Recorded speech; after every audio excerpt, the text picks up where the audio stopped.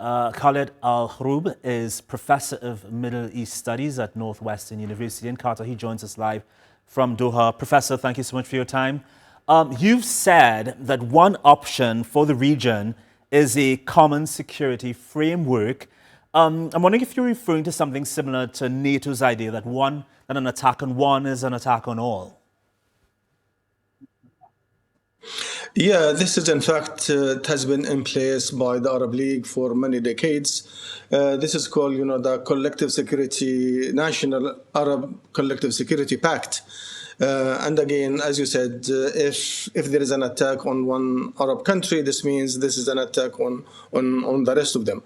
But over the past, I would say, either maybe since the invasion of Kuwait by Saddam Hussein, this pact was somehow put on the shelf.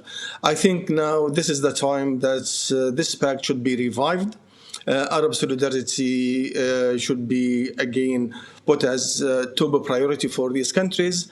In the shadow of all these claims coming from Israel about greater Israel. So it is the discourse of greater Israel is no longer on the fringes of some Israeli circles. Now it has been part of the mainstream discourse, which is very scary for so many countries, including Saudi Arabia, because greater Israel includes, the northern part of modern Saudi Arabia, Sinai in Egypt, the entirety of Jordan, half of Syria, Lebanon, of course, and all the way to half of Iraq and Kuwait.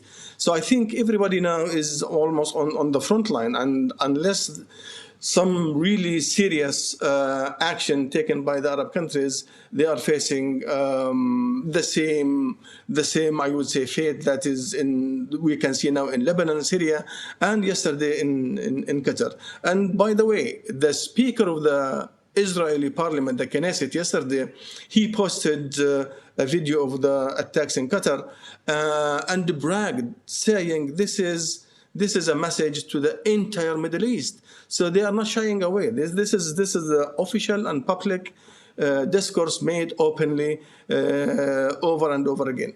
You've also talked about the Gulf bloc deepening ties with China. How do you think that would help?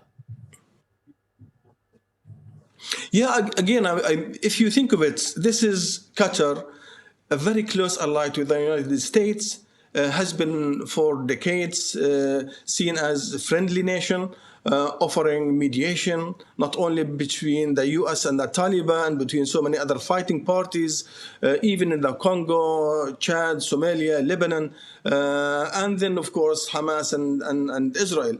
And this close ally of the United States has been hit really very badly. So it's a sign or a characterization for me of a grand process of deception and betrayal.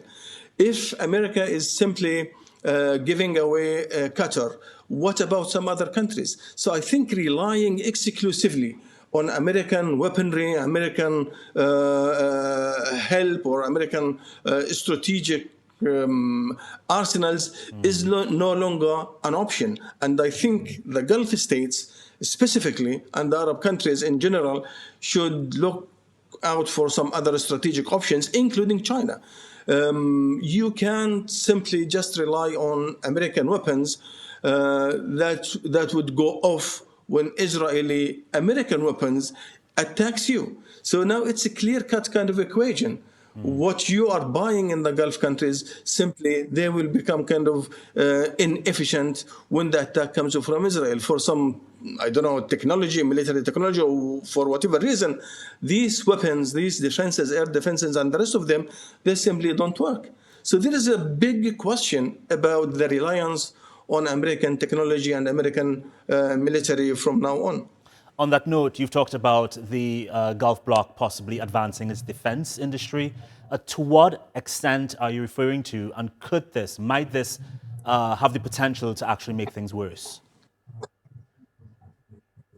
Yeah, the Gulf states spend trillions of dollars in buying American and Western weaponry. And it has been proven time and time again that all these weapons, basically they are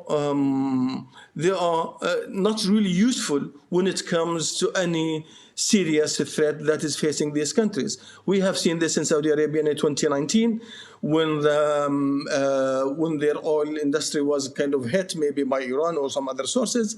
And now we are seeing this here in Qatar. We have seen this with the Houthis and others. So the question is, why on earth these countries are kind of building on this American kind of arsenal that is basically useless when they want to use them. So I think the time has come again for these countries to think seriously of building their own self-sufficiency, industrial defense weapons and strategic weapons as well. So instead of investing and wasting, I would say even, all these trillions with American and Western factories, a long-term strategic plan would make more sense to have your local industries built in your own countries, and again, diversified from other sources, not necessarily exclusively Americans or British or French sources. So the world is much bigger than Europe and America. Right, Professor Khaled al-Hroub, appreciate your perspective. Thank you.